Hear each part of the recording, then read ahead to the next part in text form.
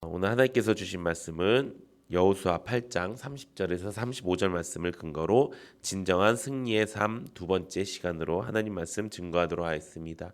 약속의 땅 시리즈 38번째 시간입니다. 어제 우리는 아이성의 전투의 마지막 장면을 통해서 진정한 승리의 삶이 무엇인지 알게 되었습니다. 진정한 승리의 삶은 무엇입니까? 내 모든 기준이 하나님이 되는 것입니다. 내가 세상 기준대로 살아가는 것이 아니라 내가 가지고 있는 생각, 내가 가지고 있는 사상, 내가 가지고 있는 판단으로 이 세상을 살아가는 것이 아니라 하나님이 주신 것으로 내가 살아가야 된다라는 것을 우리가 알게 되었습니다. 하나님의 방법대로 살아가는 것이 그리스도인들입니다. 그리고 어떻게 살아가는 것입니까? 그 기준을 끝까지 가지고 가는 것입니다. 어떨 때는 세상의 기준으로 살고 어떨 때는 하나님의 기준으로 사는 것이 아니라 어느 순간에나 하나님의 기준으로 살 수 있는 것, 그것이 진정한 승리의 삶이라 말씀드렸습니다. 우리 모든 성도님들의 삶이 하나님 중심이 되고 또 그 기준이 바뀌지 않는 끝까지 그 기준대로 살아가서 결국 천국에 합당한 삶을 살아가는 우리 모두가 되기를 예수님의 이름으로 축원합니다. 오늘은 그 두 번째 시간으로 진정한 승리의 삶에 어떤 것들이 필요한지에 대해서 우리가 함께 나누기 원합니다. 어제 말씀드린 부분이 우리의 생각과 우리의 정신에 대한 내용이었다면 오늘은 실제 우리의 삶이 어떻게 변해야 되는지에 대한 말씀을 함께 나누어 보기 원합니다. 오늘 본문의 배경에 보면은 여호수아가 이스라엘 백성들과 함께 에발산에서 제단을 쌓는 장면으로 시작됩니다. 오늘 본문 말씀 8장 30절에서 33절에 보면 이렇게 기록되어 있습니다.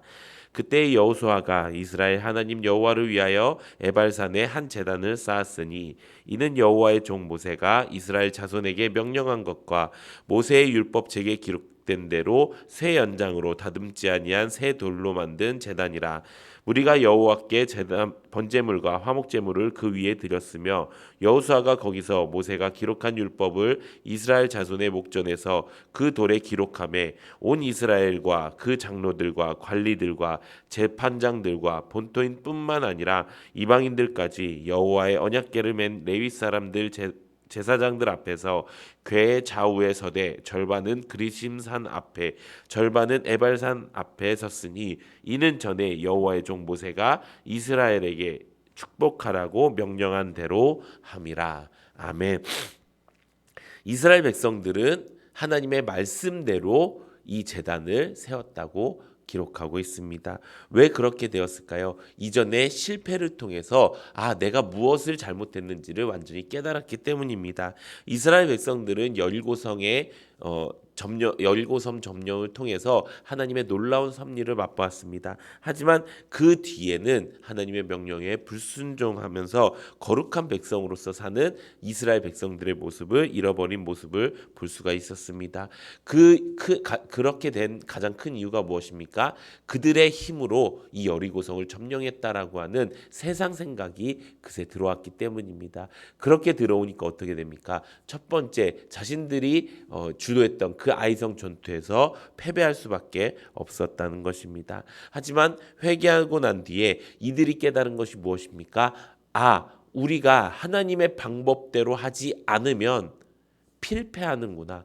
우리가 하나님의 방법대로 하지 않았더니 금세 지게 되었구나. 하나님은 우리 가운데 없어서는 안 될 존재이며 우리가 하나님의 말씀을 대로 하는 것이 승리의 길이구나라는 것을 완전히 깨닫게 된 것입니다. 그래서 어떻게 합니까? 하나님의 말씀대로 제단을 쌓고 율법에 기록된 대로 제사를 드렸다는 것입니다. 이 제사 드림의 핵심은 무엇일까요? 그것은 앞으로도 내가 하나님의 말씀대로 행하겠습니다. 내가 하나님을 잃어버리지 않겠습니다라고 하는 이스라엘 백성들의 결단과 의지가 들어있다는 것입니다. 사랑하는 성도 여러분, 우리가 예배드리는 이유가 무엇이지요? 가장 먼저는 우리의 창조 목적이 예배드리기 위해서 지음받았기 때문이라는 것입니다. 하나님께서 우리를 지으신 이유와 목적은 예배드리기 위함이었습니다. 그런데 우리가 예배드릴 수가 없는 존재가 되었죠. 죄를 저질렀기 때문입니다.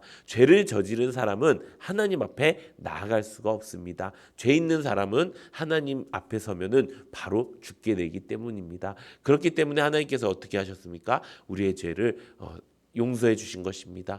회개를 통해서 우리의 죄를 깨끗이 씻어 주시고 우리가 하나님 앞에 나아갈 수가 있었기 때문입니다. 물론 이 시대에는 제사장들을 통해서 하나님 앞에 나아갈 수가 있었습니다. 하지만 예수 그리스도가 오심으로써 우리의 모든 죄, 인류의 모든 죄를 사해 주셨기 때문에 우리 모두가 한 사람 각자 개인이 하나님 앞에 나와서 예배드리고 교회를 이루어갈 수 있게 되었다는 것입니다. 이렇게 하나님 앞에 나와서 예배드리는 것이 우리의 인생의 가장 중요한 핵심입니다. 그런데 다른 한 가지 목적이 있다면 그것은 하나님께 영광을 돌리는 것입니다. 예배의 목적이 무엇입니까? 하나님께 영광을 돌리는 거예요. 근데 그 하나님께 영광을 돌릴 때 우리는 어떤 것을 경험하게 될까요?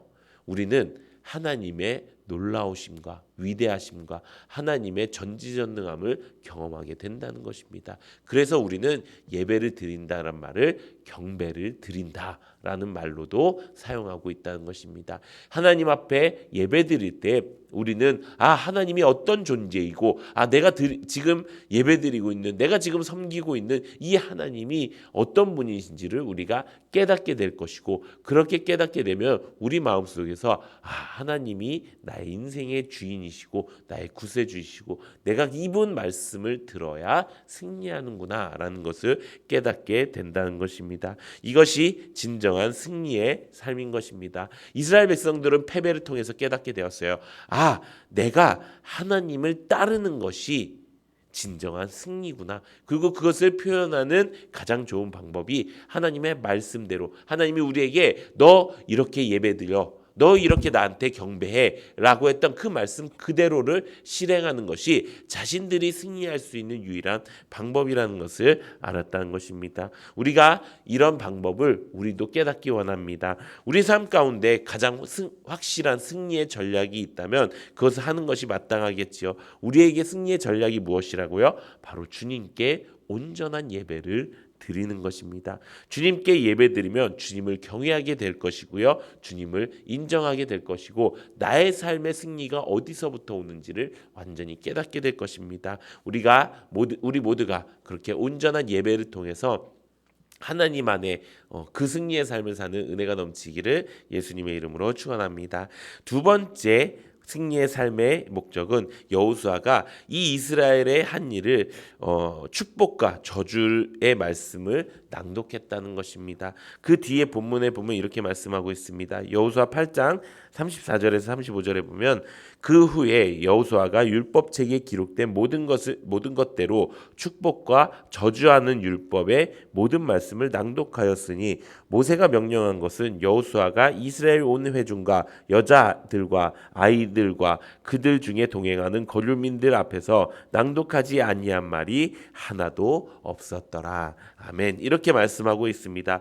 여호수아는 율법책에 기록된 모든 축복과 저주에 대한 말씀을 낭독했고 이스라엘 지도자뿐만 아니라 성인 남자들도 또 이방인과 여자들과 그의 아이들까지 모든 백성이 그 낭독을 들었다고 말씀하고 있었습니다. 이렇게 여호수아가 한 이유가 무엇일까요? 그것은 여리고에서부터 시작해서 아이성에 이르는 이 모든 전투를 경험하는 동안 이 이스라엘 운명이 율법 준수에 달려 있다는 것을 알게 되었다는 것입니다. 우리의 승리의 삶도 마찬가지입니다. 율법 준수에 우리의 승리의 삶이 달려 있다는 것입니다. 이 율법 준수라는 것은 무엇입니까? 한마디로 하나님의 말씀을 준수하는 거예요. 그대로 지키며 사는 거예요. 똑같은 말인 것 같죠? 계속 똑같은 말 하는 것 같죠? 근데 여기에서 말하는 이 율법 준수의 핵심이 있습니다. 그것은 내가 들은 말씀이 축복의 말만은 아니라는 것입니다. 여기서 여호수아는 어떤 말을 했다고요? 축복과 저주의 모든 율법을 다 낭독했다라고 말씀하고 있는 것입니다. 나에게 좋은 말씀만 골라서 듣는 것이 아니라 나에게 좋은 말씀, 나에게 아픈 말씀, 나를 찌르는 말씀까지도 내가 온전히 듣고 준수해야 된다는 것입니다. 결국 나에게 주신 말씀 하나 두 개가 있는 삶이 아니라 창세기부터 요한계시록까지 하나님께서 나에게 주시는 매일매일 주시는 그 말씀들로 우리가 살아가야 진정한 승리의 삶이 될 수 있다고 말씀하는 것입니다. 어떤 사람들은 이렇게 얘기하는 사람들도 있습니다. 아니 그 시대와 지금 우리의 시대는 다르지 않습니까? 지금 우리의 시대에 맞춰서 좀 시대에 반영해서 좀 다르게 해석해야 되는 것 아닙니까? 라고 하는 사람들도 있습니다. 하지만 하나님의 말씀은요 시대에 따라 달라지지가 않습니다. 그 이유가 무엇일까요? 첫 번째는 성령의 감동으로 썼기 때문입니다. 그 성령의 감동으로 지어졌다는 것은요 사람이 생각하는 운율과 지식, 글재주 이걸로 문법으로 쓴 것이 아니라는 것입니다. 성령 하나님의 감동대로, 그리고 그 성령 하나님은 어떻게 되어 있습니까? 지금도 살아계셔서 역사하신다는 것입니다. 지금 살아계신 하나님이 나에게 지금 주시는 따끈따끈한 말씀이라는 것입니다. 그런데 어떤 사람들은 이것이 그저 옛날에 쓰여진 경전이라 생각하고, 그렇게 생각하니까 나에게 좋은 말씀들, 내가 힘이 되고 살이 되는 그런 말씀들만 골라서 보는 사람들이 있다는 것입니다. 그것은 내가 성경을 자기계발서 정도로밖에 생각하지 않고 있다는 것과 마찬가지라는 것입니다. 사랑하는 성도 여러분, 우리에게 하나님이 성경을 주셨습니다. 성경은 1.1획도 틀림이 없다고 말씀하셨습니다. 창세기부터 요한계시록까지 준 이유는 이 모든 말씀이 우리의 삶에 성령 하나님께서 주시는 말씀이기 때문입니다. 그래서 우리가 매일 성경 통독 큐티를 통해서 우리의 모든 삶이 율법 준수의 삶이 되는 은혜가 있기를 바랍니다. 이 여호수아가 전쟁에 실패해서 성공을 깨닫게 된 것처럼 우리가 이 말씀을 통해서 우리의 실제 전쟁, 우리의 영적 전쟁을 승리로 이끌 수 있는 우리 모두가 되기를 소망합니다.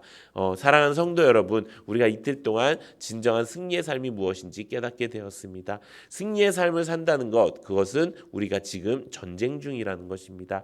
금요일 날 말씀에도 좀 말씀을 드릴 예정인데요. 우리는 지금 전쟁 중입니다. 그런데 이 전쟁 중이라는 그 사실을 우리는 너무나도 자주 잊고 살고 있습니다. 심지어 한국도 휴전 중입니다. 휴전이라는 말은 군사적으로 두 나라의 합의 간에 잠깐 정전이 되었다는 것입니다.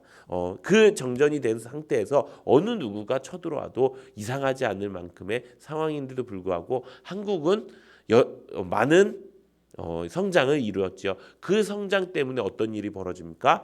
전쟁 중이라는 그 사실에 불감증이 생겼다는 것입니다. 그런데 우리의 영적 생활은 어떻습니까? 영적에도 그 전쟁 불감증이 있지는 않으십니까? 우리가 이제 내가 그냥 이 말씀을 통해서 그냥 하루하루 조금씩 승리해야겠지라는 그 삶을 가지는 것이 아니라 내 인생에 나에게 끊임없이 찾아오는 그 마귀의 그 도전과 그 마귀의 전쟁에 내가 절대로 지지 않는 승리의 삶을 살아가는 우리 모두가 되기를 바랍니다. 그 승리의 삶의 핵심은 무엇이라고요? 하나님 중심으로, 하나님 기준으로 살면서 또 하나님의 말씀을 하나님의 그 기준을 끝까지 가지고 가는 것입니다. 그 가지고 가는 방법이 무엇입니까?